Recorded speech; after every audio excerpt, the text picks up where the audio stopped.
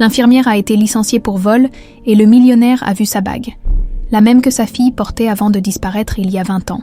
Léa Durand descendit lentement les marches de la grande maison Morel, le cœur lourd, les mains tremblantes, ses pas résonnaient sur le sol de marbre, chaque écho semblant accentuer sa honte. Elle serrait son sac contre elle, comme si c'était tout ce qui lui restait.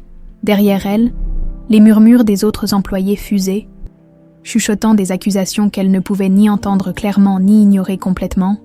Une voleuse, qui aurait cru, lança une voix, à peine audible, mais suffisante pour la poignarder. Le majordome, impassible, ouvrit la porte d'entrée sans un mot. Léa leva les yeux pour croiser son regard, mais il détourna la tête. Elle comprit à cet instant qu'elle était seule. Tout avait commencé ce matin-là, dans la cuisine ensoleillée de la maison, tandis qu'elle préparait les médicaments de Madame Morel. Le majordome était entré brusquement. « Léa, Monsieur Morel souhaite vous voir immédiatement dans son bureau. » Avait-il annoncé d'un ton sec, surprise. Léa s'était essuyé les mains sur son tablier avant de suivre le majordome à travers les longs couloirs ornés de tableaux et de tapis luxueux. Elle avait toujours fait son travail avec dévouement, gagnant la confiance de tous. Pourquoi cette convocation soudaine ? En entrant dans le bureau de Georges Morel, elle avait senti une tension inhabituelle.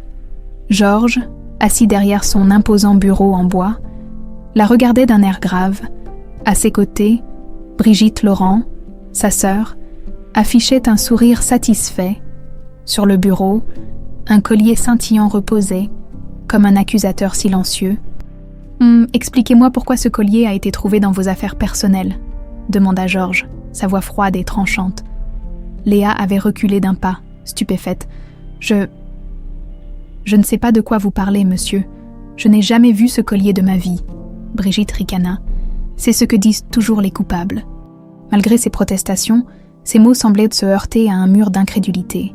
Georges se leva, sa silhouette imposante dominant la pièce. « Léa, je ne peux pas tolérer cela.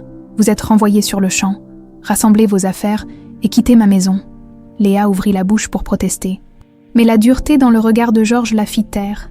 Elle sortit du bureau, le souffle court, les yeux brûlants de larmes qu'elle refusait de laisser couler.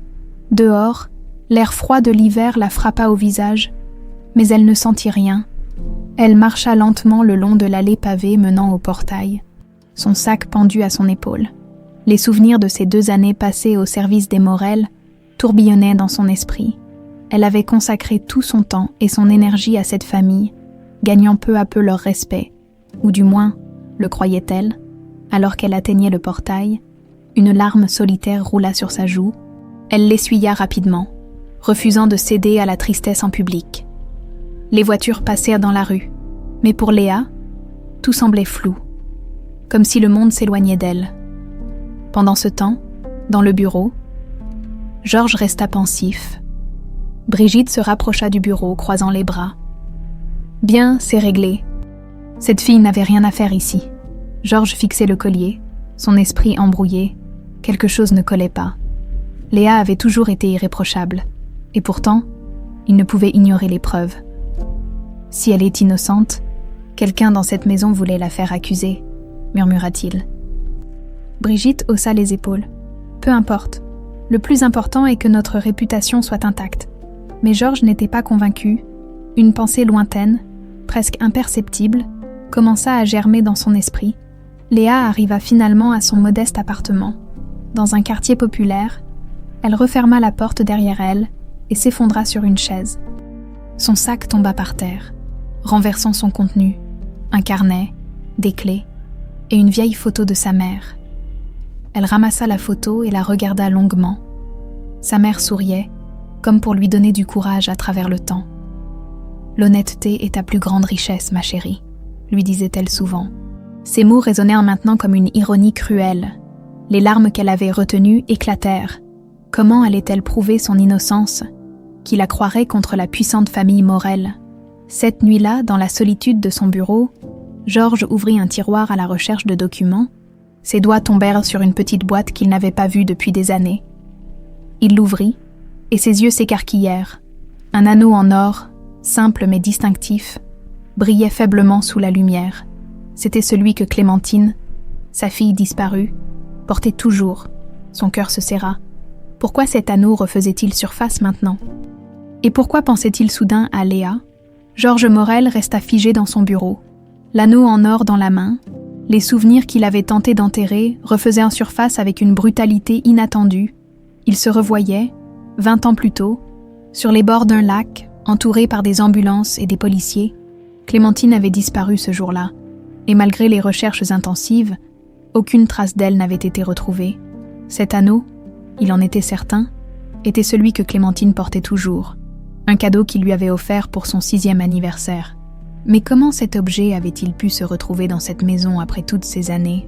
Georges posa l'anneau sur son bureau, le cœur battant à tout rompre. Une pensée dérangeante le traversa.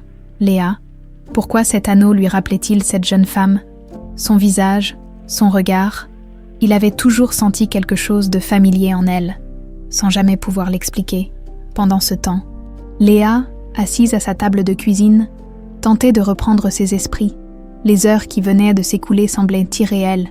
Elle se remémorait chaque détail de son départ humiliant de la maison Morel, cherchant désespérément à comprendre ce qui avait pu se passer. Elle attrapa une tasse de thé refroidi, espérant que le liquide tiède calmerait ses nerfs.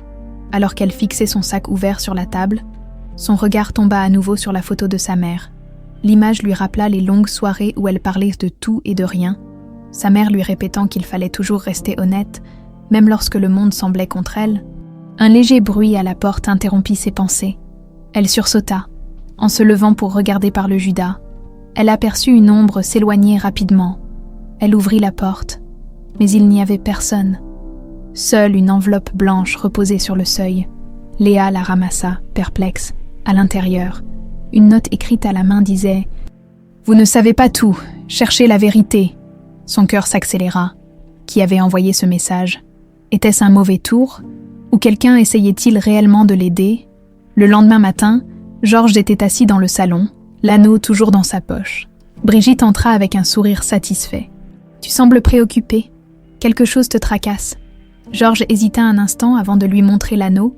Brigitte plissa les yeux en le regardant. « Où as-tu trouvé ça ?» demanda-t-elle, feignant l'ignorance. « Dans un vieux tiroir de mon bureau, » répondit-il, scrutant son visage à la recherche d'une réaction. « C'est celui de Clémentine, n'est-ce pas ?» Brigitte hocha la tête lentement. « Oui, je crois bien, mais pourquoi le sortir maintenant? Cela ne fera que rouvrir de vieilles blessures. » Georges serra les dents. « Ce n'est pas une coïncidence, Brigitte. Il y a quelque chose que je dois comprendre. » Brigitte, visiblement mal à l'aise, tenta de détourner la conversation. « Tu te fais du mal pour rien, Georges. Concentre-toi sur l'avenir. Léa n'était qu'une employée indigne de confiance. » Mais Georges n'écoutait plus. Il savait que cet anneau représentait bien plus qu'un simple souvenir. Plus tard dans la journée, Georges convoqua son majordome. « Trouvez Léa. Je veux qu'elle revienne ici immédiatement, » ordonna-t-il. Le majordome parut surpris mais ne posa pas de questions. « Je m'en occupe, monsieur Morel. » Georges passa les heures suivantes à examiner les documents familiaux et des photos anciennes.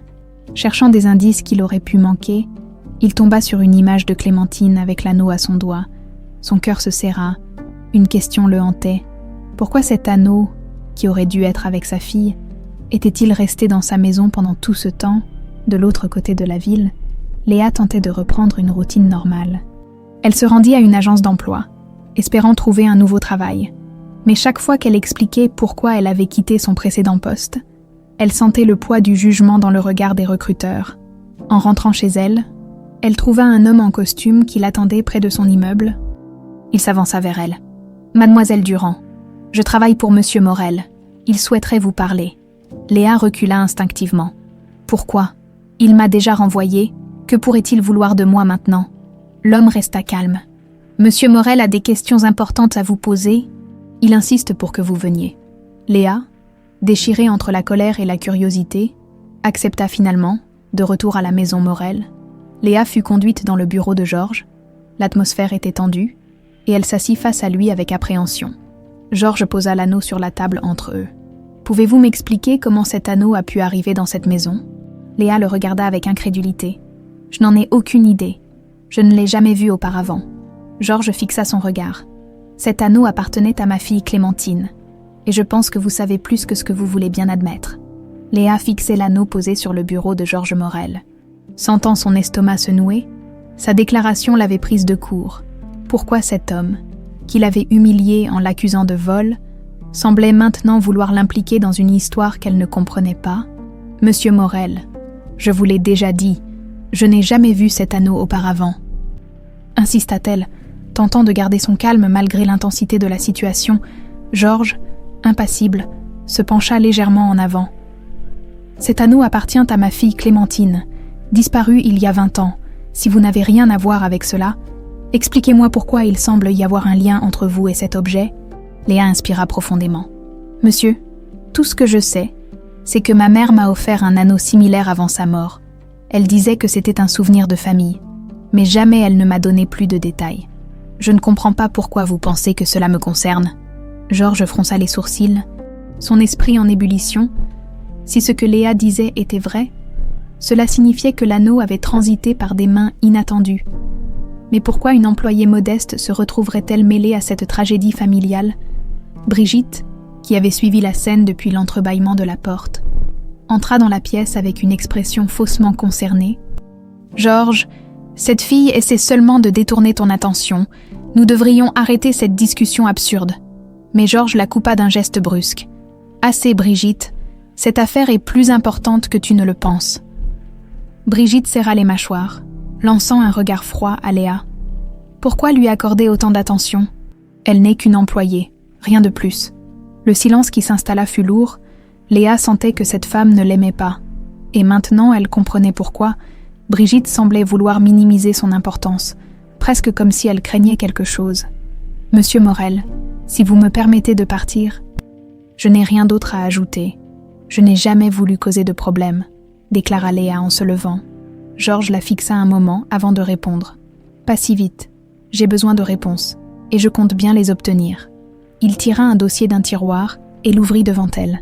À l'intérieur se trouvait une photo d'une petite fille souriante, portant l'anneau en question. « Voici ma fille Clémentine. Elle avait 6 ans quand elle a disparu. Regardez cette photo. Léa, est-ce que cela vous dit quelque chose ?» Léa examina la photo, son cœur battant à tout rompre. La fillette semblait heureuse, insouciante.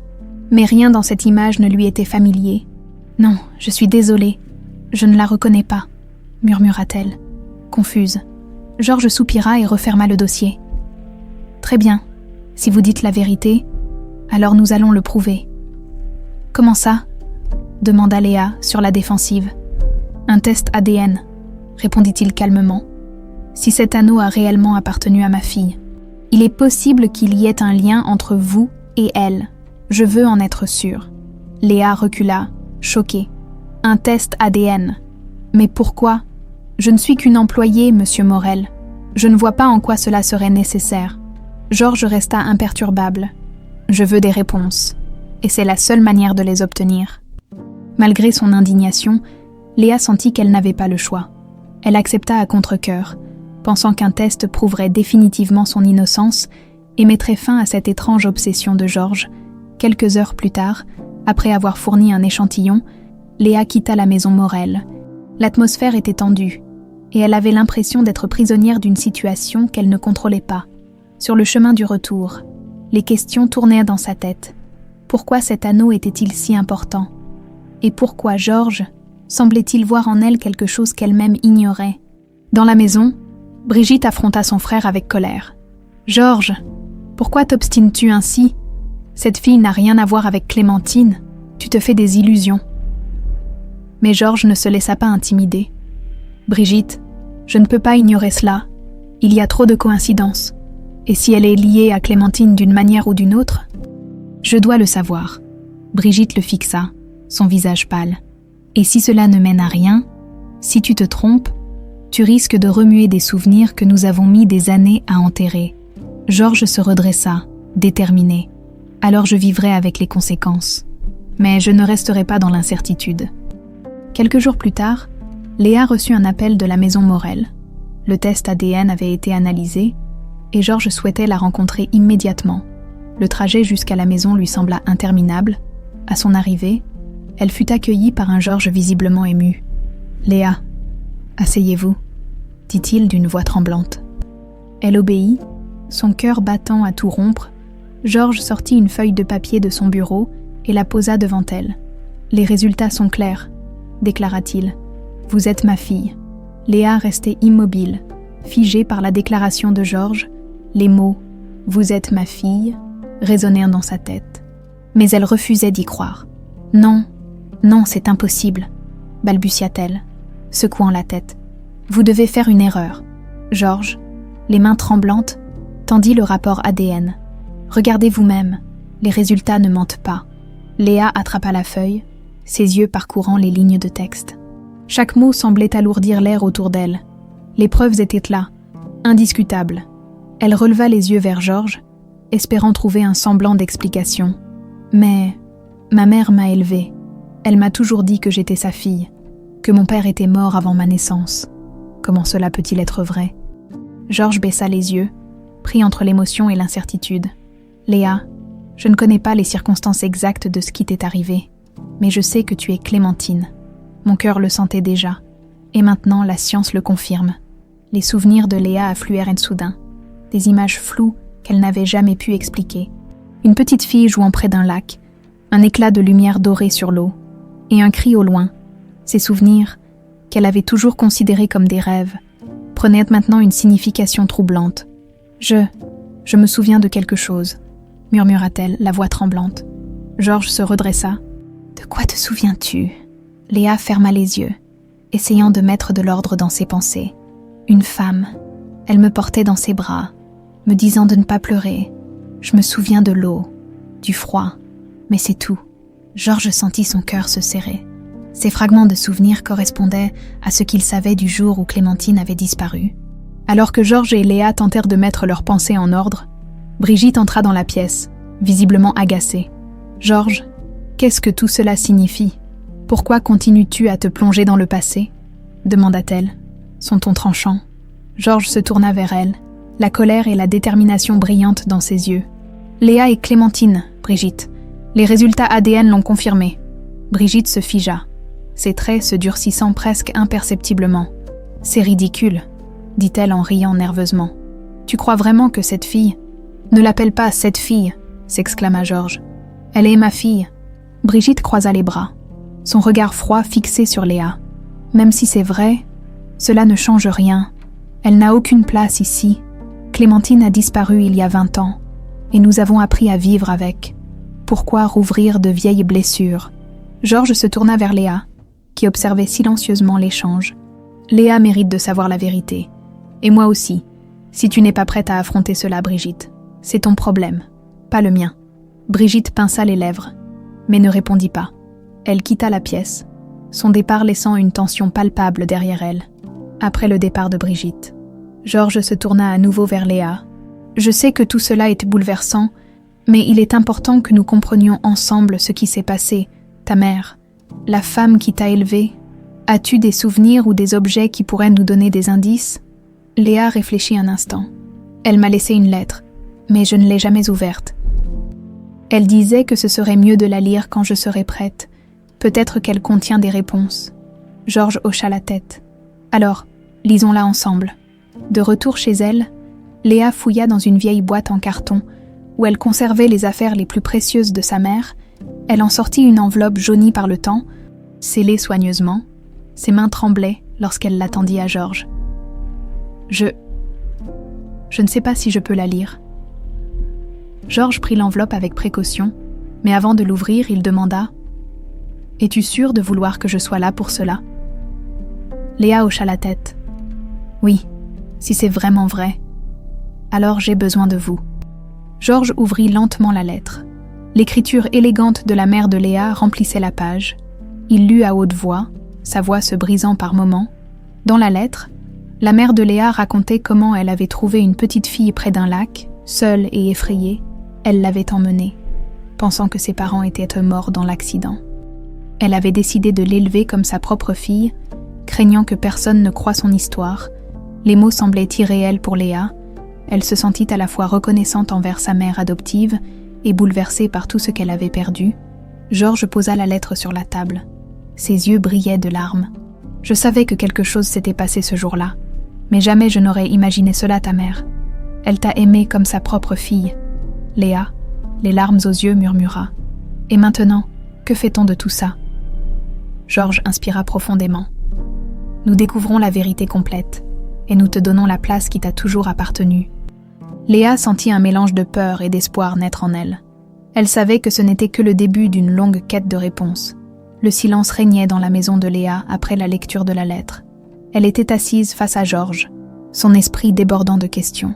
Les mots de sa mère résonnaient encore en elle. « Je voulais te protéger, mais je savais qu'un jour la vérité te rattraperait. » Georges brisa le silence. « Léa ou Clémentine? Je ne sais pas encore comment t'appeler. Tout ce que je sais, c'est que je veux comprendre ce qui s'est passé ce jour-là. Et j'ai besoin de toi pour m'aider. » Léa leva les yeux vers lui. « Je ne suis pas sûre de savoir par où commencer. Tout ce que je connais, c'est ce que ma mère m'a raconté, ou ce qu'elle a choisi de ne pas dire. » Georges hocha la tête, réfléchissant. « Nous devons remonter le fil de ces événements. Si ta mère t'a trouvé près du lac, alors peut-être y a-t-il encore des traces. Des souvenirs ou même des témoins qui pourraient nous éclairer. » L'idée sembla étrange à Léa, mais elle sentit une certaine logique dans les propos de Georges. Elle acquiesça lentement. « Très bien, retourner là-bas pourrait nous apporter des réponses. » Quelques jours plus tard, Georges et Léa se retrouvèrent en voiture, roulant vers le lac où tout avait commencé.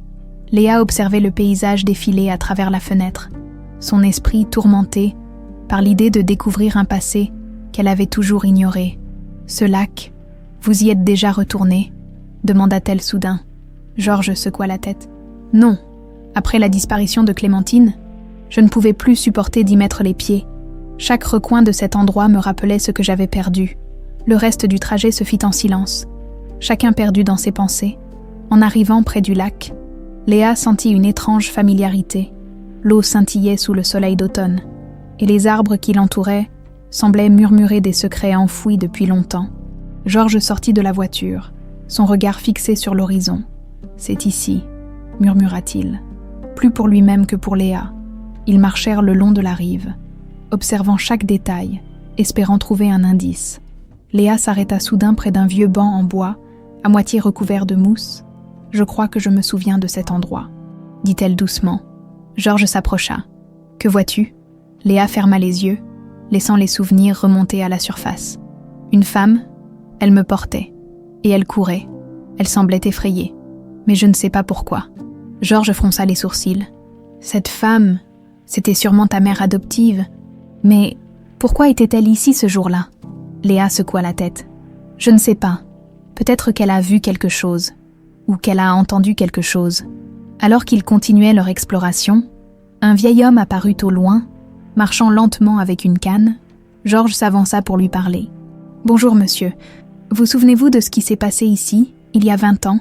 Une petite fille a disparu ce jour-là. » Le vieil homme plissa les yeux, essayant de se souvenir. « Ah, oui, je me rappelle. Toute la ville en parlait. Une tragédie. Mais vous savez, il y avait quelque chose d'étrange ce jour-là. » Georges sentit son cœur s'accélérer. « Étrange, que voulez-vous dire ?» Le vieil homme regarda autour de lui avant de répondre. « Une femme. Je me souviens avoir vu une femme courir avec une petite fille dans ses bras. Je n'ai pas compris à l'époque. Mais maintenant que vous me le dites, ça semble correspondre à ce que vous cherchez. » Léa, qui avait écouté en silence, sentit un frisson parcourir son corps. « Vous êtes sûr ?» demanda-t-elle. Le vieil homme hocha la tête. « Oui, je suis certain. » Elle avait l'air pressée, presque paniquée, mais je ne sais pas où elle est allée ensuite.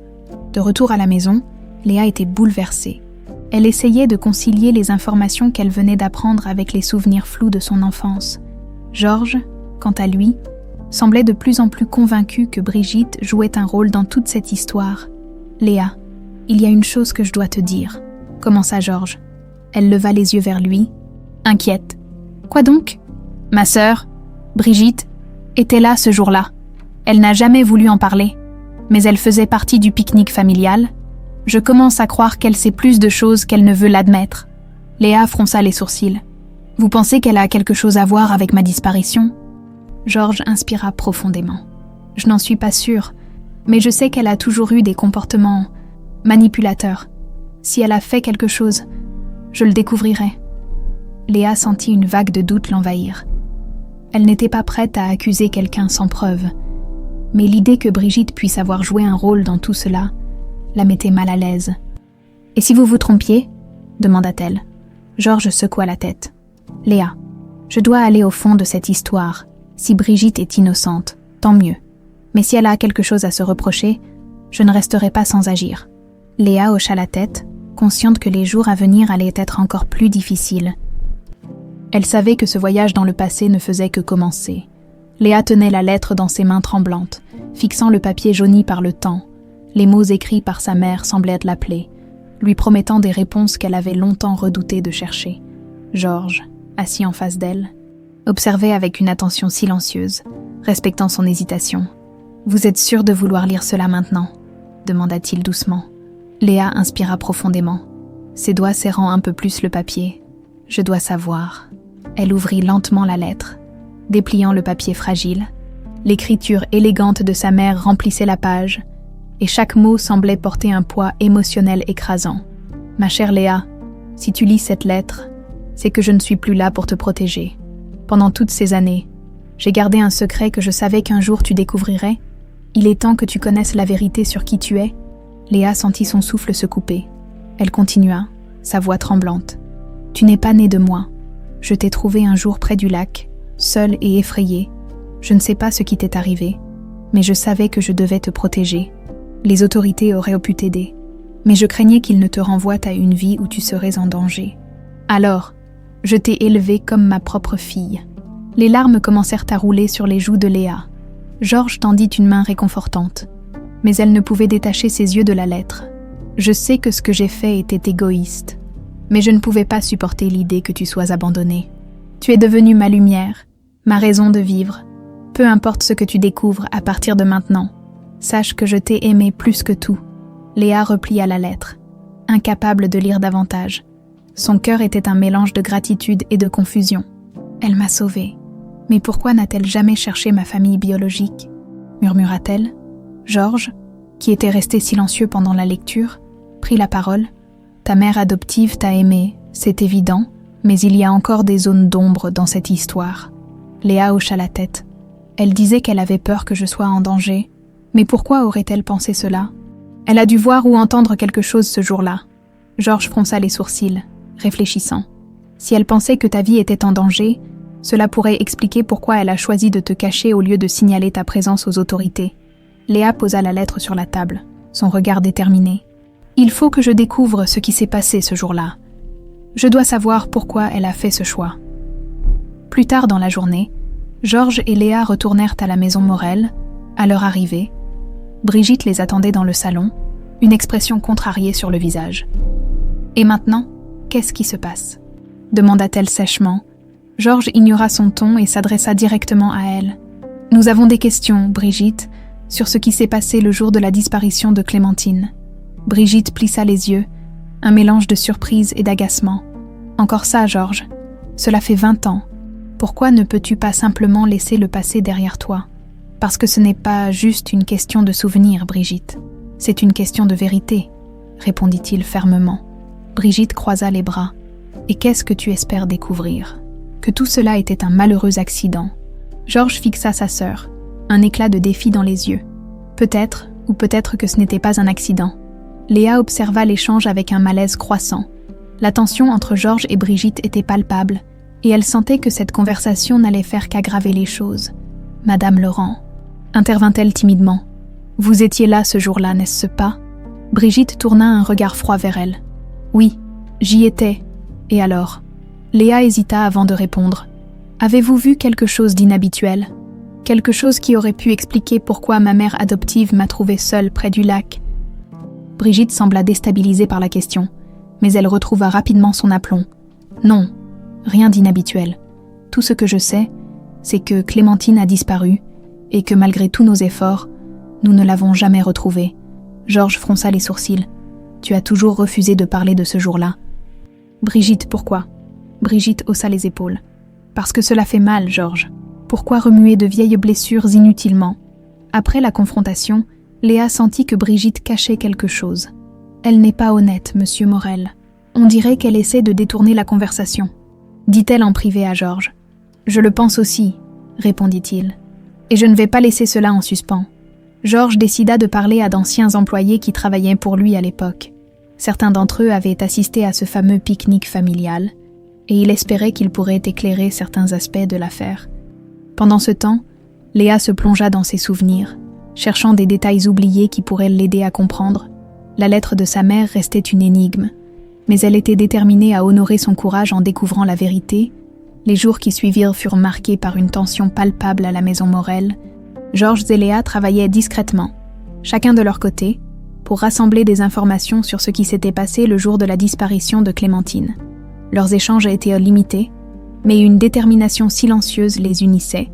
Georges, de son côté, avait convoqué plusieurs anciens employés de la maison.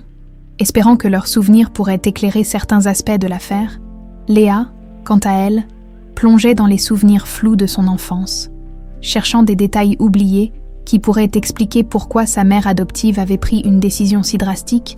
Un matin, alors que Georges interrogeait discrètement un ancien jardinier, Léa reçut un appel d'une voix qu'elle ne reconnut pas immédiatement. « Mademoiselle Durand », dit la voix grave au bout du fil. « Oui, qui est à l'appareil ?» répondit-elle méfiante. « Je m'appelle Marcel Dupont. J'ai travaillé pour la famille Morel il y a longtemps et je crois que j'ai des informations qui pourraient vous intéresser. » Léa sentit son cœur s'accélérer. « Quelles informations ? Pas au téléphone, » répondit Marcel. « Rencontrez-moi ce soir au parc près de la vieille église. Venez seule. » Léa hésita avant de partager la nouvelle avec Georges. « Pensez-vous que je devrais y aller ?» demanda-t-elle, nerveuse. Georges réfléchit un instant. « Si cette Marcel a réellement travaillé pour ma famille, elle pourrait effectivement avoir des réponses. Mais sois prudente. Je demanderai à quelqu'un de te surveiller de loin pour assurer ta sécurité. » Léa acquiesça, un mélange de nervosité et de curiosité dans le regard. Ce soir-là, sous un ciel étoilé, Léa arriva au parc désigné. L'air était frais, et chaque bruit de pas semblait amplifier son anxiété.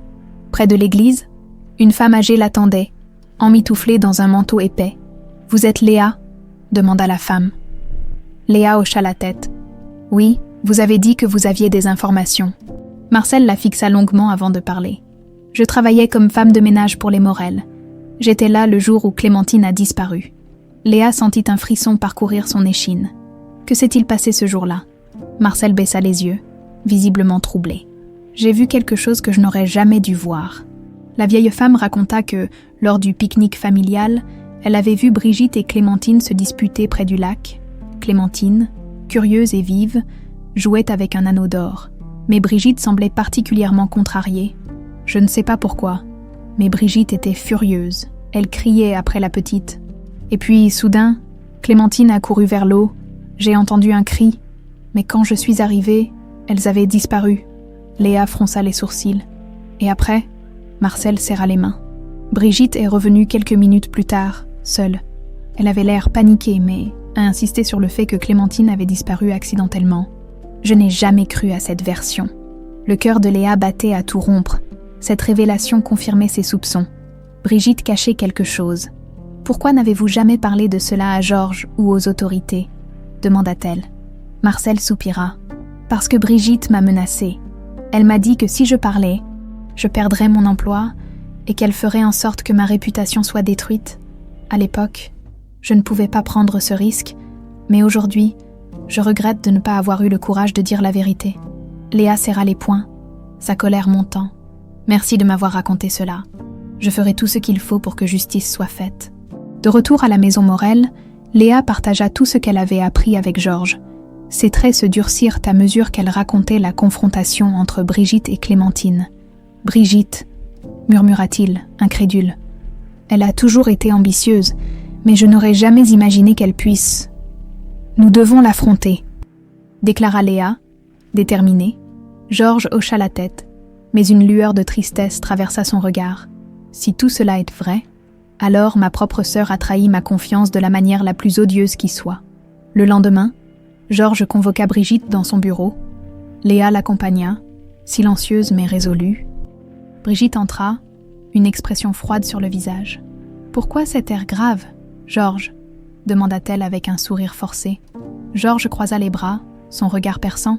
« Nous devons parler du jour où Clémentine a disparu. » Brigitte éclata de rire, mais l'inquiétude perçait dans sa voix.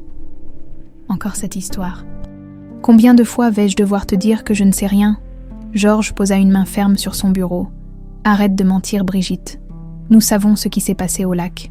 Brigitte pâlit légèrement, mais tenta de maintenir son calme.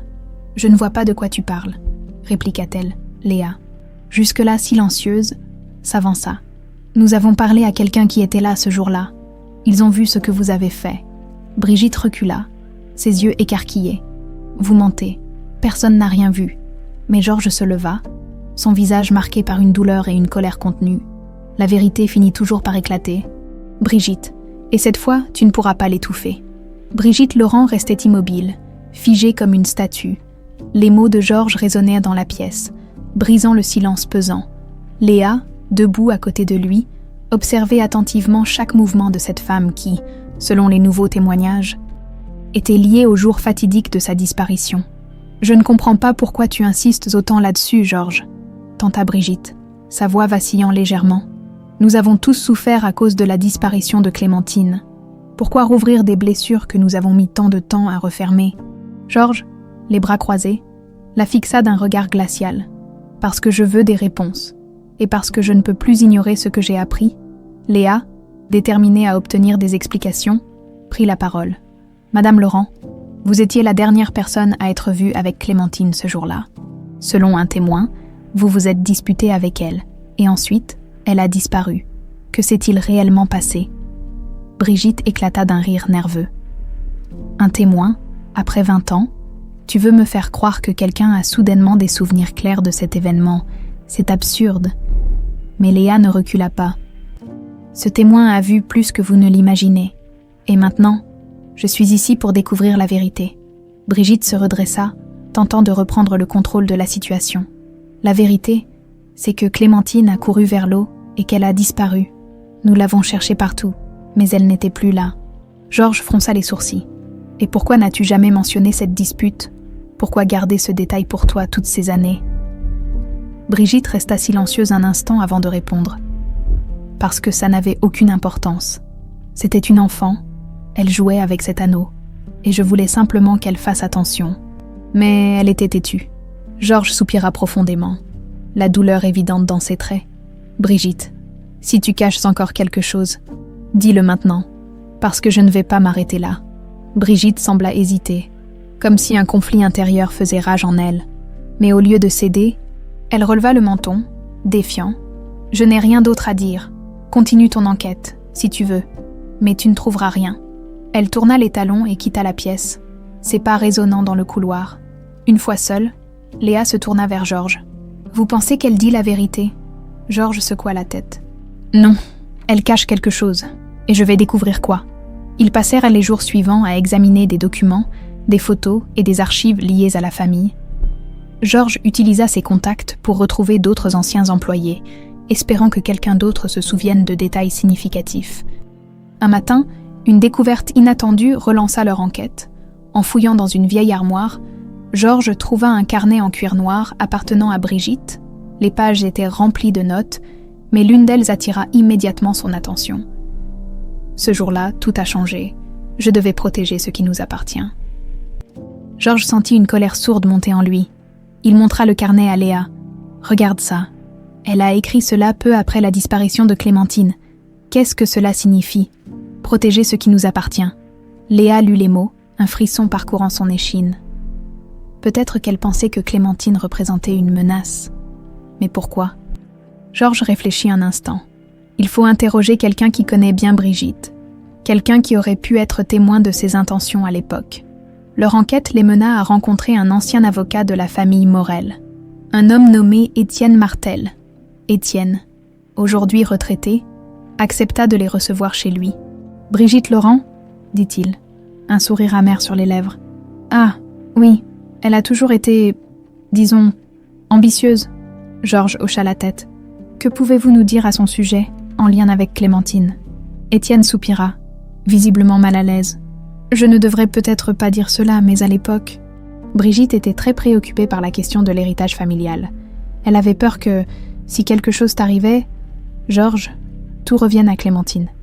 Léa se redressa, alarmée. « Vous voulez dire qu'elle considérait Clémentine comme un obstacle ?» Étienne haussa les épaules. « Je ne dirais pas cela aussi directement. Mais elle parlait souvent de la nécessité de sécuriser l'avenir de la famille. Je ne sais pas exactement ce qu'elle voulait dire par là, mais elle semblait tendue. En sortant de chez Étienne, Léa sentit une colère sourde monter en elle. Si Brigitte a vraiment vu Clémentine comme une menace, cela expliquerait beaucoup de choses. Georges acquiesça, mais son visage était sombre. Je n'arrive pas à croire que ma propre sœur aurait pu... Il ne termina pas sa phrase, mais Léa comprit. L'idée que Brigitte ait pu jouer un rôle actif dans la disparition de Clémentine était insupportable. De retour à la maison Morel, Georges convoqua Brigitte à nouveau, cette fois avec le carnet et les informations d'Étienne comme preuve. « Brigitte, nous devons parler », dit-il fermement lorsqu'elle entra dans le bureau. Elle leva un sourcil, feignant l'indifférence. « Encore, tu n'en as pas assez. » Georges posa le carnet sur la table. « Oh, explique-moi ça. » Brigitte pâlit en voyant le carnet, mais elle se ressaisit rapidement. « Ce n'est qu'un journal, Georges. Rien d'important. » Mais Georges ne se laissa pas berner. « Ce n'est pas rien. Tes mots montrent clairement que tu savais quelque chose ce jour-là, et maintenant je veux la vérité. » Brigitte Laurent restait silencieuse, les yeux fixés sur le carnet posé devant elle. Georges, debout de l'autre côté du bureau, la fixait avec intensité. Léa, assise à proximité, observait chaque mouvement de cette femme qu'elle commençait à voir comme le centre d'un mystère profondément troublant. « Alors, Brigitte, » commença Georges, sa voix trahissant un mélange de colère et de douleur, « vas-tu enfin nous dire ce qui s'est réellement passé ce jour-là » Brigitte leva les yeux, défiant. « Je ne sais pas de quoi tu parles. Ce carnet ne prouve rien. » Mais Georges frappa le bureau de son poing. « Assez de mensonges. J'ai passé des années à pleurer la perte de ma fille. Et maintenant, je découvre que ma propre sœur pourrait être impliquée. Parle, Brigitte. Parle maintenant. » Brigitte, visiblement déstabilisée par la fureur de Georges, tenta de reprendre son calme. Elle croisa les bras et soupira. « Très bien. Si tu veux savoir ce que je pensais à l'époque, je vais te le dire. » Léa se redressa, ses sens en alerte. « Oui, j'étais préoccupée par l'héritage familial, » admit Brigitte. « Mais ce n'était pas parce que je voulais du mal à Clémentine, c'était parce que je savais que si quelque chose t'arrivait... Georges, tout ce que nous avons construit ensemble pourrait être mis en péril. » Georges fronça les sourcils. « Et alors, cela ne justifie pas ton comportement ce jour-là. Qu'as-tu fait, Brigitte ?»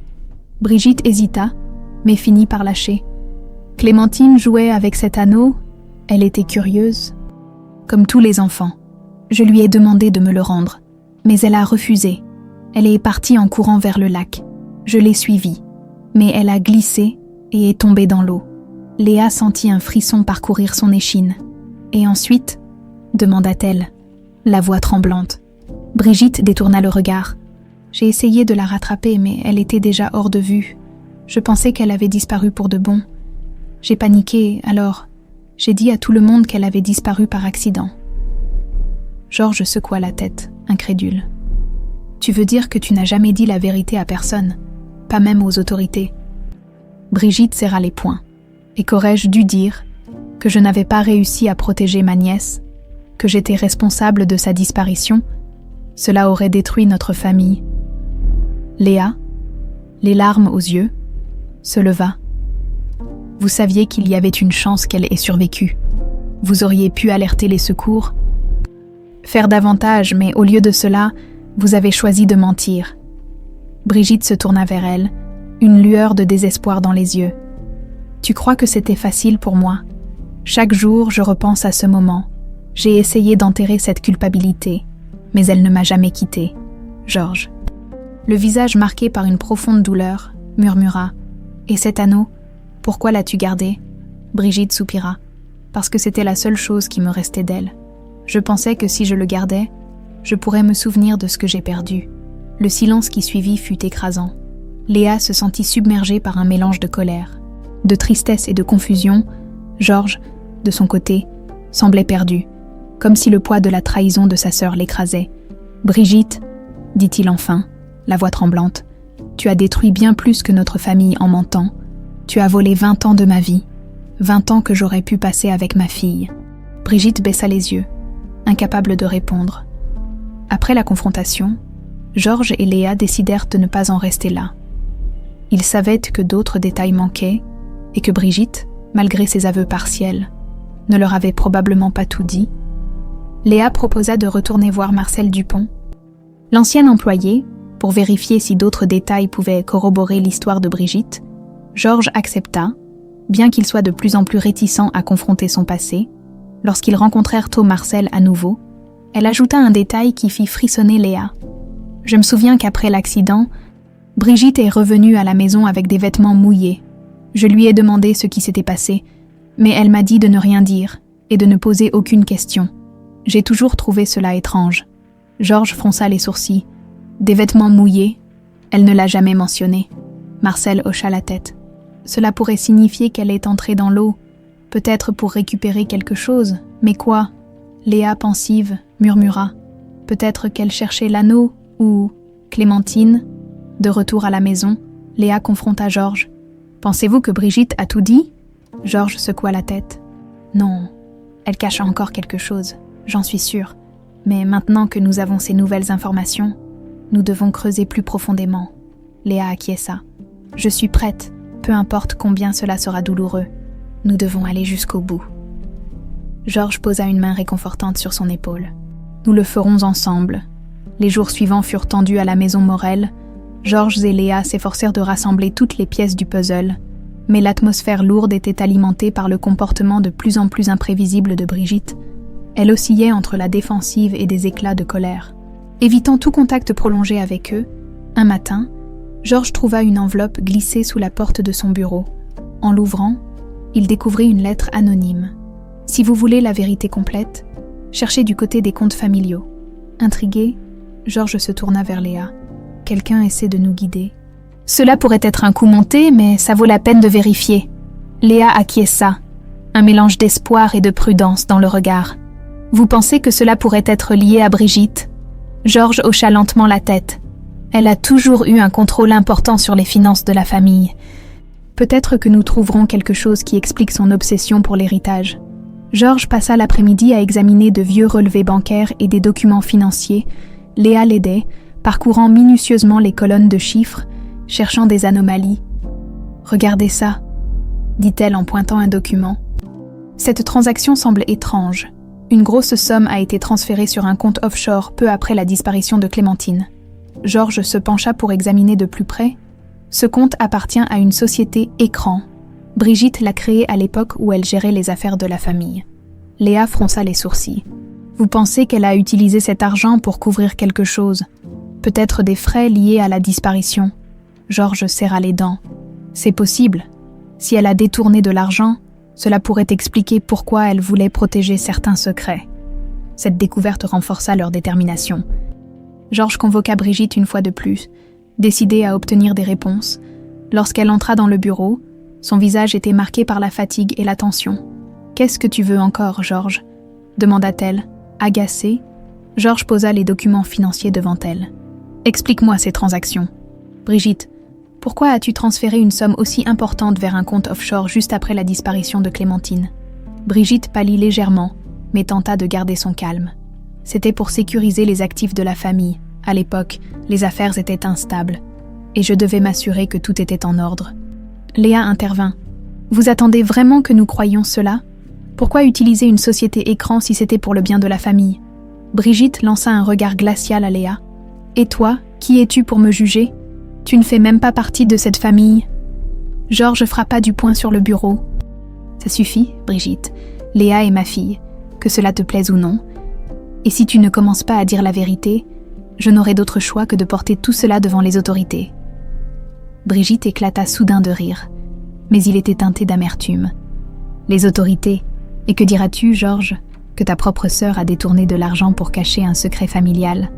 Vas-y, détruis notre nom si cela te fait plaisir. » Léa sentit une bouffée de colère. « Ce n'est pas une question de réputation, c'est une question de justice. » Brigitte se tourna vers elle, les yeux flamboyants. « Justice. Tu veux parler de justice alors que tu ne comprends rien à ce que j'ai dû faire pour protéger cette famille. » Un silence tendu s'installa, mais Brigitte finit par céder. « Très bien. Si tu veux tout savoir, Georges, je vais te le dire. Oui, j'ai transféré cet argent. Oui, j'ai menti. Mais ce n'était pas pour moi.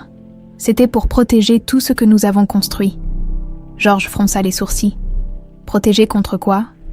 Brigitte inspira profondément. Après la disparition de Clémentine, j'ai reçu des menaces. Quelqu'un savait ce qui s'était passé ce jour-là et voulait m'exposer. J'ai payé pour acheter leur silence. Léa, stupéfaite, demanda « Qui vous a menacé ?» Brigitte secoua la tête. « Je ne sais pas. Ils ne se sont jamais identifiés. Tout ce que je savais, c'est qu'ils avaient vu quelque chose. Et si cela devenait public, cela aurait détruit tout. » Georges sentit une colère sourde monter en lui. « Alors tu as préféré mentir et couvrir tes traces plutôt que de chercher Clémentine. Tu as laissé cette personne te manipuler au lieu de tout révéler. » Brigitte baissa les yeux. « J'ai fait ce que je pensais être le mieux. » Georges, à bout de nerfs, prit une décision. « Je vais engager un détective privé. Si quelqu'un t'a vraiment menacé, nous le retrouverons. Et cette fois, Brigitte, tu n'auras plus d'excuses. » Léa posa une main sur l'épaule de Georges. « Nous arriverons à la vérité, quoi qu'il arrive. » Brigitte, les traits crispés, quitta le bureau sans un mot de plus. Le soir même, Léa et Georges discutèrent longuement de ce qu'ils avaient appris, bien que les aveux de Brigitte aient éclairé certains aspects de l'affaire. De nombreuses questions restaient sans réponse.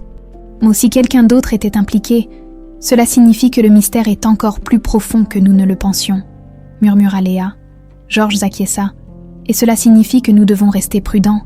Les jours à venir pourraient révéler des choses que nous ne sommes pas encore prêts à entendre. Le lendemain matin, Georges engagea un détective privé expérimenté, Victor Garnier, un homme réputé pour sa discrétion et sa capacité à résoudre les affaires les plus complexes. Victor arriva à la maison Morel en fin de matinée, vêtu d'un costume sobre, ses yeux perçants analysant chaque détail autour de lui. « Monsieur Morel, Mademoiselle Léa, c'est un plaisir de vous rencontrer », déclara-t-il en serrant leurs mains. Georges alla droit au but. « Monsieur Garnier, nous avons besoin de réponses. Il y a 20 ans, ma fille Clémentine a disparu dans des circonstances troublantes. Ma sœur Brigitte a récemment admis qu'elle avait été menacée après cet événement et qu'elle avait payé quelqu'un pour acheter son silence. Nous devons découvrir qui se cache derrière ces menaces. » Victor hocha la tête. « Je comprends. Nous commencerons par analyser les transactions financières mentionnées. Il est probable que ces paiements aient laissé des traces. » Pendant que Victor commençait son enquête, Léa se replongea dans ses souvenirs. Essayant de rassembler des fragments d'enfance qui pourraient l'aider, une image floue persistait dans son esprit. Une femme portant un foulard sombre, la regardant avec insistance près du lac. Était-ce un souvenir réel ou une fabrication de son imagination? Elle décida d'en parler à Georges. « Je crois me souvenir de quelqu'un. Une femme qui était près du lac ce jour-là. Elle semblait me surveiller, mais je ne sais pas si c'est un vrai souvenir. » Georges fronça les sourcils. « Si cette femme existe, nous devons la retrouver. Cela pourrait être la personne qui a menacé Brigitte. » Victor, après avoir examiné les relevés bancaires, retourna à la maison avec de nouvelles informations. « J'ai pu identifier le compte où les fonds ont été transférés, » annonça-t-il. « Il appartient à une certaine Margot Fournier, une ancienne employée de la maison Morel. Elle travaillait comme cuisinière à l'époque de la disparition de Clémentine. » Georges sembla surpris. « Margot, je me souviens d'elle. Elle a quitté son poste quelques mois après l'incident. Elle disait vouloir retourner vivre à la campagne. » Victor acquiesça. « Il est possible qu'elle ait des informations importantes. Je vais m'arranger pour la rencontrer. » Quelques jours plus tard, Victor organisa une rencontre avec Margot dans un café discret à l'extérieur de la ville. Georges et Léa l'accompagnèrent. Impatients de découvrir ce qu'elle savait, Margot, une femme d'une 60aine d'années au visage marqué par le temps, sembla nerveuse en les voyant arriver.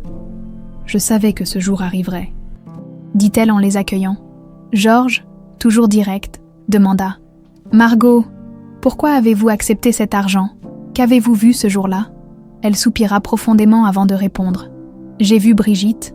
Elle se disputait avec Clémentine près du lac. J'étais à distance, mais j'ai entendu des éclats de voix. Peu après, Clémentine a disparu, et Brigitte m'a supplié de ne rien dire. Elle m'a donné de l'argent pour mon silence. » Léa sentit un mélange de colère et de tristesse monter en elle. « Vous avez vu tout cela et vous n'avez rien fait. » Margot détourna les yeux. « J'avais peur. Brigitte était influente. Et je ne voulais pas perdre mon travail.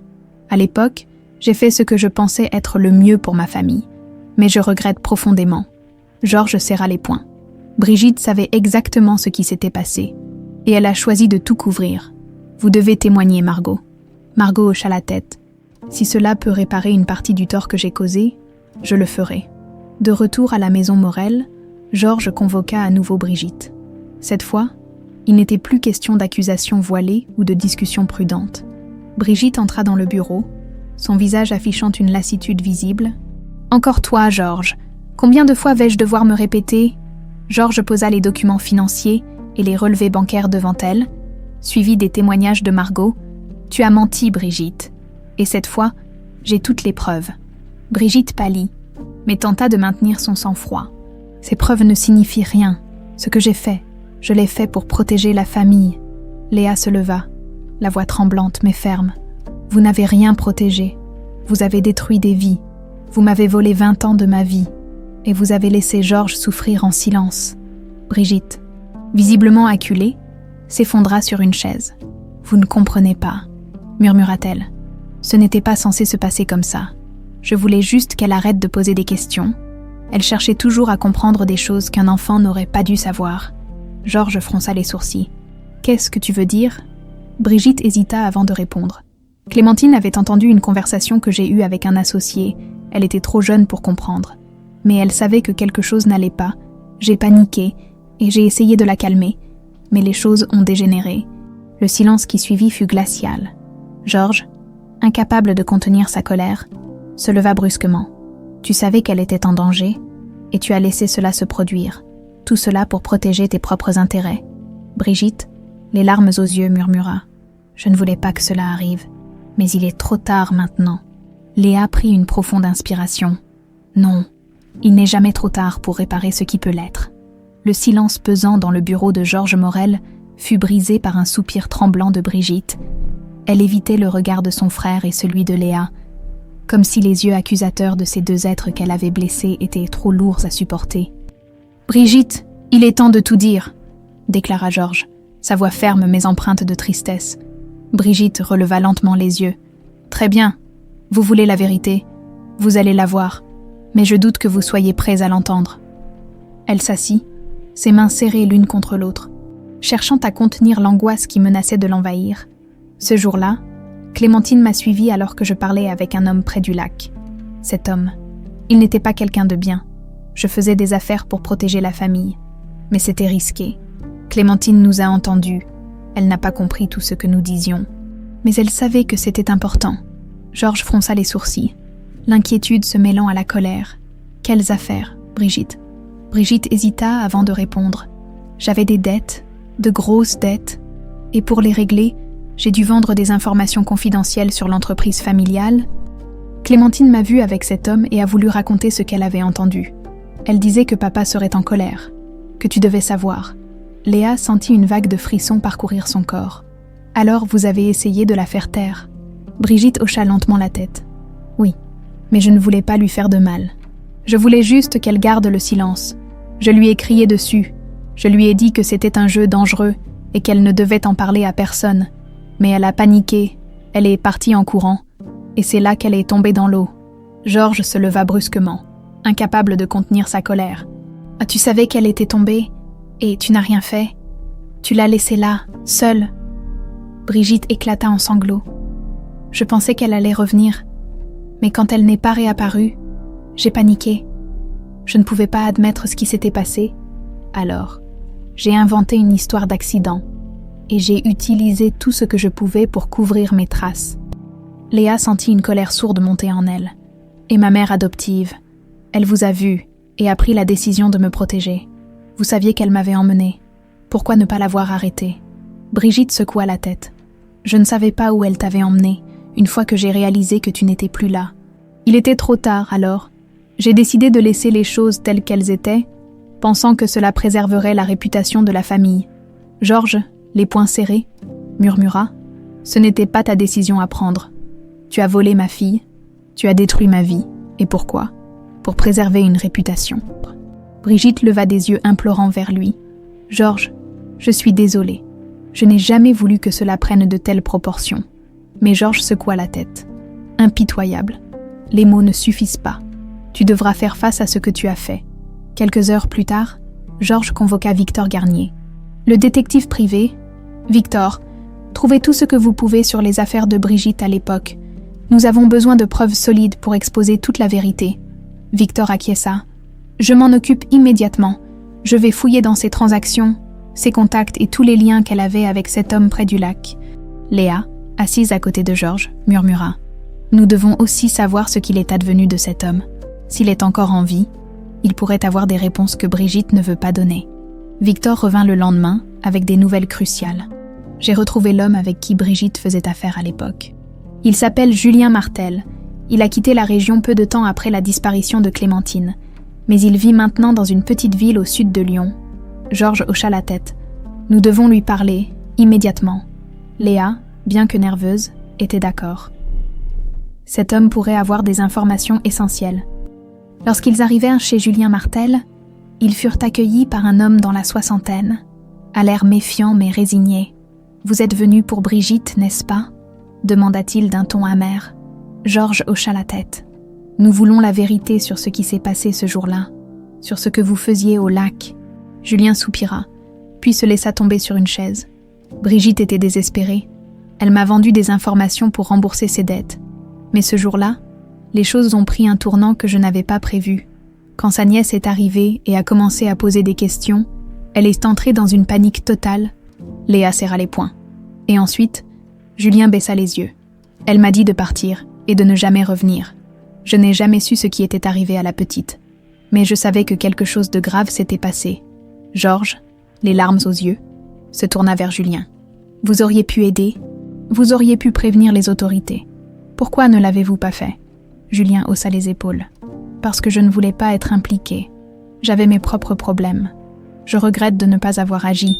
Mais à l'époque, je pensais que c'était la meilleure chose à faire. » Léa, le regard dur, murmura. « Vous avez laissé une enfant souffrir à cause de votre égoïsme. Mais maintenant, vous devez témoigner. » Julien acquiesça, un soupir lourd échappant à ses lèvres.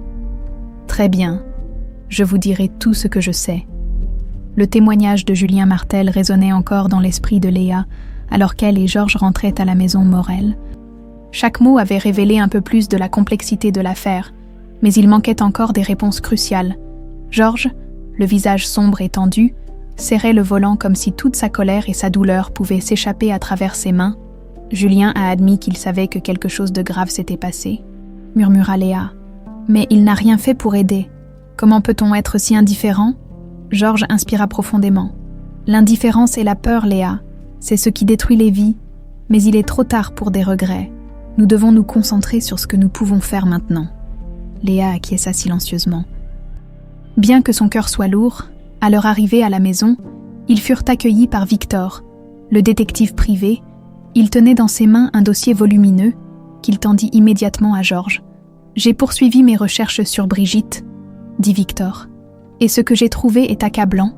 Elle a utilisé des comptes offshore non seulement pour cacher ses dettes, mais aussi pour dissimuler des paiements à plusieurs témoins potentiels du jour de la disparition de Clémentine. » Georges ouvrit le dossier et parcourut les documents, ses traits se durcissant à chaque page. Cela prouve qu'elle a fait tout ce qu'elle pouvait pour étouffer l'affaire. Elle n'a pas seulement menti, elle a activement empêché quiconque de découvrir la vérité. Léa serra les poings. Nous devons l'affronter. Elle ne peut plus échapper à ses actes. Georges convoqua Brigitte dans le grand salon de la maison. La pièce, habituellement lumineuse et accueillante, semblait sombre et oppressante. Brigitte entra, la tête haute, mais une nervosité perceptible trahissait son assurance habituelle. « Qu'est-ce que tu veux encore, Georges ?» demanda-t-elle d'un ton exaspéré. Georges jeta le dossier sur la table entre eux. « Ce que je veux, c'est que tu assumes tes actes. »« Brigitte, nous avons toutes les preuves nécessaires pour prouver que tu as menti et manipulé cette famille pendant 20 ans. » Brigitte recula légèrement, son visage pâlissant. « Qu'est-ce que c'est ?» demanda-t-elle. Désignant le dossier, Léa prit la parole, sa voix ferme et chargée d'émotion. « Ce sont les preuves de vos paiements pour acheter le silence des témoins. Vous saviez ce qui était arrivé à Clémentine. Et vous avez tout fait pour que la vérité ne sorte jamais. » Brigitte se tourna vers Georges, cherchant désespérément une issue. « Georges, écoute-moi. Tout ce que j'ai fait, c'était pour protéger la famille. Je ne voulais pas que notre nom soit entaché par un scandale. Georges éclata de colère. Protéger la famille. Tu as détruit cette famille. Tu m'as volé ma fille. Tu m'as laissé croire qu'elle était morte. Et tu as réduit ma vie à une existence vide de sens. Brigitte tenta de répliquer, mais Léa l'interrompit. Et moi, vous m'avez volé mon enfance. Vous m'avez privé de mon père. Vous m'avez laissé grandir en croyant que je n'avais aucune famille. Brigitte s'effondra sur une chaise, les larmes coulant sur son visage. Je ne voulais pas que cela arrive. Je ne savais pas quoi faire. Georges s'avança, son regard dur mais empreint de tristesse. Il est trop tard pour des excuses, Brigitte. Nous avons les preuves, et cette fois, je ne te laisserai pas t'en tirer. Brigitte leva les yeux vers lui, terrifiée. Tu vas me dénoncer. Georges hocha la tête. Oui, tu devras répondre de tes actes, devant la justice et devant cette famille. Victor prit en charge les documents. Les remettant aux autorités compétentes, quelques heures plus tard, la police arriva à la maison Morel pour interroger Brigitte. Léa observait la scène avec une étrange sensation d'accomplissement, mêlée de tristesse. « Vous allez payer pour ce que vous avez fait », murmura Léa, alors que Brigitte était conduite hors de la maison. Brigitte, le visage ravagé par la peur et le regret, lança un dernier regard à Georges. « Je suis désolée, Georges, pour tout. » Mais Georges détourna les yeux, incapable de pardonner. Après le départ de la police, Léa et Georges restèrent seuls dans le salon. Le silence était lourd, mais cette fois, ce n'était pas le poids du mensonge, mais celui de la vérité enfin révélée. « C'est fini », murmura Georges, presque pour lui-même. Léa s'approcha et posa une main sur son épaule. « Oui, c'est fini, mais ce n'est que le début pour nous. » Georges releva les yeux vers elle, une lueur d'espoir dans son regard. « Tu as raison, nous avons perdu beaucoup de temps, mais il nous reste l'avenir. » Léa sourit faiblement. Elle savait que leur chemin vers la reconstruction ne serait pas facile, mais pour la première fois depuis longtemps, elle sentait qu'elle appartenait enfin à un endroit. La maison Morel était plongée dans un silence inhabituel depuis le départ de la police. Georges et Léa étaient restés dans le grand salon, immobiles, comme si le poids des révélations de ces derniers jours les avait figés dans le temps. Bien que la vérité ait été dévoilée et que Brigitte ait été arrêtée, un sentiment de vide persistait, une douleur sourde causée par des années de mensonges et de trahison. Georges se leva finalement et se dirigea vers la fenêtre. Dehors, les derniers rayons du soleil baignaient le jardin d'une lumière dorée, semblant offrir un moment de répit après le tumulte. Il croisa les bras, contemplant l'horizon, avant de briser le silence. « Léa », murmura-t-il, sans se retourner. Elle releva la tête, surprise par le ton de sa voix. « Je ne peux pas te demander pardon pour ce que tu as vécu, » continua-t-il. « Je n'étais pas là pour toi, et cela me hantera toujours. Mais je veux que tu saches que, à partir de maintenant, je ferai tout pour être le père que tu mérites. » Léa sentit une vague d'émotion l'envahir. Elle se leva, s'approcha doucement de Georges et posa une main sur son épaule. « Vous n'avez pas à porter ce poids seul, papa, » dit-elle doucement, insistant sur ce mot qui lui semblait encore nouveau mais juste. « Ce qui compte, c'est que nous sommes ici maintenant. Ensemble, nous avons une seconde chance. » Georges se tourna vers elle, son regard brillant de larmes qu'il retenait avec difficulté. « Tu es plus forte que je ne l'aurais imaginé, Léa, et tu es tout ce qu'il me reste de Clémentine. » Ils se prirent dans les bras, une étreinte longue et silencieuse, mais qui valait plus que toutes les paroles. Les semaines qui suivirent furent marquées par une lente reconstruction. Georges et Léa passèrent de longues heures à discuter, partageant leurs souvenirs et essayant de combler les vides laissés par 20 années de séparation. Georges montra à Léa des albums photos de Clémentine, lui racontant des anecdotes de son enfance. Et chaque image semblait raviver en lui une lueur d'espoir. Un jour, alors qu'ils étaient assis ensemble dans le salon, Georges posa une question qui lui tenait à cœur. « Léa, j'aimerais que tu envisages de rejoindre l'entreprise familiale. Nous pourrions travailler ensemble, reconstruire ce que Brigitte a tenté de détruire. » Léa secoua doucement la tête, un sourire tendre sur les lèvres. « Merci, papa, mais je pense que ma place est ailleurs. J'ai toujours voulu aider les gens, et c'est ce que je fais en tant qu'infirmière. C'est ma vocation. » Georges respecta sa décision. Bien qu'il ne puisse s'empêcher de ressentir une légère déception, il était néanmoins fier de la voir suivre son propre chemin. Pendant ce temps, Brigitte faisait face aux conséquences de ses actes. Son procès fut un événement médiatisé, attirant l'attention de la presse et du public, les révélations sur ses manipulations, ses transactions frauduleuses et son rôle dans la disparition de Clémentine furent accablantes. Léa, bien qu'hésitante, décida d'assister à une audience pour confronter Brigitte une dernière fois. Lorsqu'elle prit la parole, Brigitte, assise à la barre des accusés, évita son regard, mais Léa, avec une voix calme et assurée, déclara « Je ne suis pas ici pour chercher vengeance. Je suis ici pour comprendre pourquoi vous avez choisi de détruire tant de vies. » Brigitte releva lentement les yeux, ses traits marqués par la fatigue et le remords. « Léa, je suis désolée. Je sais que mes excuses ne suffisent pas, mais je veux que tu saches que je regrette chaque décision que j'ai prise. » Léa hocha la tête, retenant ses émotions. « Je vous pardonne, non pas pour vous, mais pour moi, parce que je ne veux pas que votre haine ou votre peur définissent ma vie, mais cela ne signifie pas que j'oublie. Vous devrez répondre de vos actes. » Après le procès, Léa et Georges décidèrent de rendre hommage à Clémentine d'une manière spéciale. Ils organisèrent une cérémonie au bord du lac où elle avait disparu. Invitant les anciens employés de la maison Morel et ceux qui avaient connu la petite fille, ce fut un moment émouvant, rempli de larmes, mais aussi de réconfort. Georges prononça un discours sincère, remerciant Léa d'avoir ramené la lumière dans sa vie et honorant la mémoire de Clémentine. Aujourd'hui, nous célébrons non seulement le souvenir de ma fille Clémentine, mais aussi la renaissance de Léa. Nous avons tous souffert, mais ensemble, nous trouvons la force de guérir et de reconstruire. Léa sentit son cœur se réchauffer. Pour la première fois, elle se sentait pleinement acceptée dans cette famille. Malgré ses blessures, en guise de cadeau, Georges offrit à Léa un médaillon en or, à l'intérieur, une photo de Clémentine et une gravure qui disait « Le passé nous forme, mais l'avenir nous appartient ». Léa serra le médaillon contre son cœur, les larmes aux yeux. « Merci papa, je porterai cela avec fierté. » Dans les mois qui suivirent, la maison Morel retrouva un semblant de normalité. Georges, inspiré par Léa, lança plusieurs projets philanthropiques pour aider les enfants en difficulté. Léa, de son côté, continua son travail d'infirmière, tout en fondant une petite organisation caritative en mémoire de Clémentine.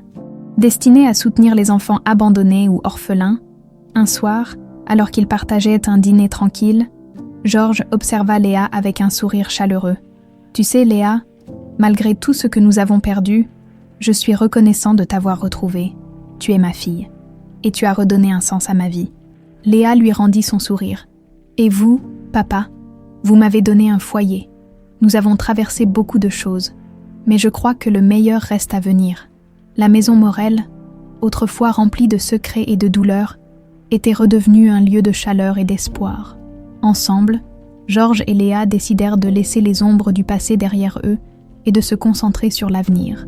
Le printemps éclatait en 1000 couleurs à la maison Morel, symbolisant le renouveau qui s'opérait dans la vie de Georges et Léa, après des semaines de révélations douloureuses et de confrontations. Père et fille s'efforcèrent de reconstruire une relation brisée par 2 décennies de mensonges et de silence. Chaque rayon de soleil semblait porter une promesse d'avenir. Chaque brise légère semblait murmurer un mot d'espoir. Léa passait ses journées entre son travail d'infirmière et la gestion de sa nouvelle fondation caritative. Avec le soutien de Georges, elle avait transformé une aile désaffectée de la maison en un centre d'accueil chaleureux pour les enfants abandonnés ou en difficulté. Les murs, autrefois silencieux, résonnaient désormais des rires et des cris de joie des jeunes résidents. Un matin, Léa observait depuis une fenêtre les enfants jouer dans le jardin. Elle sourit en voyant un petit garçon s'élancer pour attraper un cerf-volant. Ce spectacle lui rappelait son propre besoin de liberté et de sécurité lorsqu'elle était enfant. Georges entra dans la pièce, portant une tasse de café. « Tu fais un travail incroyable ici », dit-il doucement. Léa se tourna vers lui. « Merci, papa. Mais tout cela n'aurait pas été possible sans vous ?» Georges secoua la tête. « Non, Léa. C'est toi qui as redonné un sens à cette maison, à ma vie. » Ils échangèrent un sourire. Un moment de complicité qui, il y a quelques mois à peine, leur aurait semblé impossible. Les initiatives de Georges, quant à elles, ne passaient pas inaperçues. Il avait annoncé un grand virage philanthropique pour l'entreprise familiale, redirigeant une partie de ses profits vers des projets éducatifs et sociaux. Lors d'une conférence de presse, il déclara avec émotion « La vie nous offre parfois une seconde chance, et quand c'est le cas, Nous avons le devoir de l'utiliser pour faire le bien. Aujourd'hui, je m'engage à ce que l'entreprise Morel devienne un moteur de changement, non seulement pour nos clients, mais aussi pour notre société. Léa, présente dans la salle, sentit une immense fierté en écoutant ces mots. Elle voyait en Georges non seulement un père retrouvé, mais aussi un homme transformé par la vérité et l'amour familial. Un soir, alors qu'ils dînaient ensemble dans la grande salle à manger, Léa proposa une idée qui lui trottait dans la tête depuis des jours. « Papa, et si nous organisions une grande journée portes ouvertes ici, à la maison, nous pourrions inviter les familles de la région, leur montrer tout ce que nous avons accompli avec le centre. Cela pourrait être une belle occasion de célébrer ce renouveau. » Georges réfléchit un instant avant de sourire. « C'est une idée magnifique, Léa. Cette maison a longtemps été un lieu rempli de secrets et de tristesse. Il est temps qu'elle s'ouvre au monde et devienne un symbole de joie et d'espoir. » Pendant les semaines qui suivirent, la maison Morel se transforma en une ruche d'activités. Des guirlandes lumineuses furent installées dans les jardins, les pièces furent soigneusement décorées, et les enfants participèrent avec enthousiasme à la préparation de l'événement. Le jour venu, des dizaines de familles affluèrent pour découvrir le centre d'accueil et la nouvelle vision de la famille Morel. Les visiteurs étaient accueillis par Léa, rayonnante dans une robe simple mais élégante, et par Georges, dont la chaleur et l'enthousiasme avaient un impact immédiat. Lors d'une visite guidée, Léa emmena un groupe de visiteurs à travers le centre. Les enfants jouaient dans les salles lumineuses, certains dessinant, d'autres lisant dans un coin de lecture confortable. Une femme d'une 50aine d'années s'approcha de Léa avec les larmes aux yeux. « Mademoiselle Morel, je voulais vous remercier du fond du cœur, » dit-elle d'une voix tremblante. Léa, surprise, répondit avec douceur. « Merci. Mais pourquoi me remercier ?» La femme esquissa un sourire ému. « Mon fils, Émile, est ici depuis quelques semaines. Il m'a dit qu'il n'avait jamais ressenti une telle chaleur et sécurité auparavant. Ce que vous faites ici, cela change des vies. » Léa sentit une bouffée d'émotion monter en elle. Elle prit doucement les mains de la femme. « Merci de me le dire. C'est pour des enfants comme Émile que nous avons créé cet endroit. » Dans les jardins, Georges discutait avec des invités, partageant des anecdotes sur les transformations récentes de la maison. Il s'arrêta un instant pour observer Léa, entourée d'enfants et de parents, et sentit une immense fierté. Un homme, un ancien employé de l'entreprise, s'approcha de lui. « Monsieur Morel, je voulais vous dire, vous avez changé, et pas seulement l'entreprise, mais aussi vous-même. » Georges acquiesça doucement. Parfois, il faut perdre beaucoup pour comprendre ce qui compte vraiment. La journée portes ouvertes s'acheva sous une pluie d'applaudissements et de rires. Georges et Léa, épuisés mais heureux, s'assirent sur un banc dans le jardin, sous les guirlandes lumineuses. « Aujourd'hui, j'ai vu ce que cette maison peut devenir, » dit Georges. « Elle n'est plus un lieu de douleur et de secret. Elle est pleine de vie, grâce à toi. » Léa hocha la tête, un sourire léger éclairant son visage. « Ce que nous avons fait ici, c'est grâce à nous deux, papa. Nous avons transformé cette maison, mais nous nous sommes aussi transformés nous-mêmes. » Plus tard dans la soirée, Léa se retira dans sa chambre.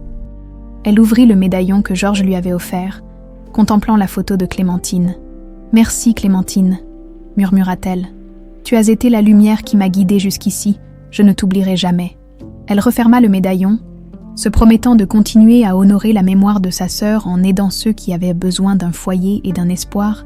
Ce soir-là, alors que le calme retombait sur la maison Morel, Georges écrivit dans son journal, une habitude qu'il avait reprise récemment. « Aujourd'hui, j'ai vu ma fille redonner un sens à tout ce que je croyais avoir perdu. Clémentine n'est pas avec nous, mais à travers Léa, elle continue de vivre. Nous avons encore beaucoup à faire, mais pour la première fois depuis des années, je me sens prêt à affronter l'avenir. » Le soleil se levait doucement sur la maison Morel, baignant les jardins dans une lumière dorée et chaude. La rosée scintillait sur les pétales des fleurs soigneusement entretenues, et le chant des oiseaux annonçait une nouvelle journée, pleine de promesses. Léa, debout près d'une fenêtre de sa chambre, observait le spectacle avec une paix intérieure qu'elle n'avait jamais ressentie auparavant. Aujourd'hui était un jour particulier. Cela faisait exactement 1 an depuis qu'elle avait découvert la vérité sur ses origines et que sa vie avait basculé. Un mélange de gratitude et de mélancolie l'envahissait en pensant à tout ce qui avait changé. En bas, dans la cuisine, Georges préparait un petit déjeuner spécial, Bien que cuisiner ne fût pas sa spécialité, il avait décidé de surprendre Léa alors qu'il déposait une assiette de croissants chauds et une carafe de jus d'orange sur la table. Léa entra, surprise de voir son père affairé au fourneau. « Papa, qu'est-ce que vous faites ?» demanda-t-elle en riant doucement. Georges se retourna avec un sourire espiègle. « J'essaie de prouver que je suis capable de plus que gérer une entreprise. » Léa s'assit à la table, touchée par l'effort. « Vous faites déjà tellement, vous n'avez rien à prouver. » Il posa une tasse de café devant elle et s'assit en face. « Aujourd'hui, je voulais te remercier, Léa. Tu as redonné un sens à ma vie. Grâce à toi, j'ai retrouvé non seulement ma fille, mais aussi une raison de me lever chaque matin. » Après le petit déjeuner, Georges accompagna Léa au centre d'accueil, désormais pleinement opérationnel. Les enfants jouaient dans la cour, leur rire réchauffant l'atmosphère. Léa passa parmi eux, discutant avec certains, rassurant d'autres. Son sourire et sa gentillesse illuminant chaque interaction, Georges observait à distance. Admiratif, elle a trouvé sa place, murmura-t-il à Victor Garnier, le détective privé, qui s'était joint à eux pour une visite. Victor hocha la tête. « Vous pouvez être fier, monsieur Morel. Ce que vous avez construit ici est exceptionnel. » Georges sourit. « Ce n'est pas moi, tout cela. C'est grâce à Léa. » Dans l'après-midi, une cérémonie était prévue pour inaugurer officiellement le centre sous son nouveau nom, Maison Clémentine, en mémoire de la sœur disparue de Léa. Les invités arrivaient peu à peu, remplissant la grande salle décorée de fleurs et de photographies illustrant le travail accompli au cours de l'année écoulée. Léa prit la parole devant l'assemblée, le cœur battant. « Aujourd'hui, nous honorons non seulement la mémoire de Clémentine, mais aussi l'esprit de résilience et de compassion qui nous a guidés. Ce centre est une seconde chance, non seulement pour les enfants qui y trouveront refuge, mais aussi pour moi et pour mon père, qui avons appris à nous retrouver. » Les applaudissements fusèrent, et Georges, ému, monta sur scène pour ajouter quelques mots. « Ce centre est une preuve que, même dans les moments les plus sombres, il est possible de trouver la lumière. Léa m'a appris que le pardon et l'amour peuvent guérir les blessures les plus profondes. Je suis fière de l'appeler ma fille. » Après la cérémonie, un arbre fut planté dans le jardin, un olivier symbolisant la paix et la continuité. Léa et Georges déposèrent la première pelletée de terre ensemble, entourés des enfants du centre et des invités. « Cet arbre représentera l'avenir, » dit Georges en regardant Léa. « Un avenir que nous construisons ensemble. » Le soir venu, après le départ des invités, Léa et Georges se retrouvèrent seuls dans le salon.